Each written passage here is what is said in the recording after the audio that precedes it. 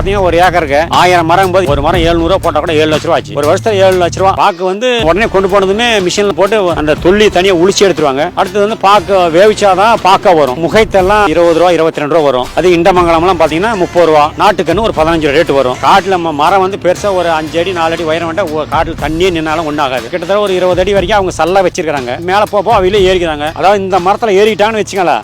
அந்த மரத்தை வச்சு ஆட்டினாங்களாம் ஜாயிண்டாவும் அதுல அப்படி தாவிக்குவாங்க. குரங்கு தாவர மாதிரி தாவிக்குவாங்க. 10 வருஷம் வரைக்கும் உங்களுக்கு வந்து மரம் ஏறவே தேவையில்ல. ஒரு 20 அடி சல்லா இருந்தா போட்டுக்கலாம். செடியோட அமைப்பு பண்ணா நீங்க நெட்டு ஒரு 3 மாசம் கழிச்சு தான் கொட்டையை முளைக்கும். பாக்கு விதை கவர்ல பாக்கெட் பண்ணி போடணும். வருஷம் ஒரு தடவை குப்பை போடணும். உரங்கரம் போட்டு காட்டை சுத்தமா வச்சிருந்தா நல்லா காய் வரும். மாட்டு தொழு உரம் டிஏபி போடலாம். கலப்புரங்கள்லாம் போடலாம். இண்டமங்கலங்கள் பாத்தீங்கன்னா உங்களுக்கு ஒரு 3 வருஷத்துல காய் வந்துடும். முகைத்தையும் 3 வருஷத்துல வந்துடும். நாட்டுக்கன்னு பாத்தீங்கன்னா 5 வருஷம் காய்க்கிறதுக்கு மரம் வந்து வளர்த்தியே போயிட்டு இருக்கும். உயரமா போகும். ஒரு 20 அடி 30 அடி வரைக்கும் போகும். முகைத்தெல்லாம் 5 அடியில இருந்து காய்க்கும். ஒரு ஏக்கருக்கு வந்து 1000 மரம் நடலாம். 5 அடிக்கு ஒண்ணு. ஒரு மரம் வந்து 500 ரூபா கூட 5 லட்ச ரூபா ஆச்சு. மண்ணோட தன்மைங்கிறது உனக்கு வாழை நட்டா எந்தெந்த மண்ணுல வருதோ அதுல வந்து பாக்கு வரும்.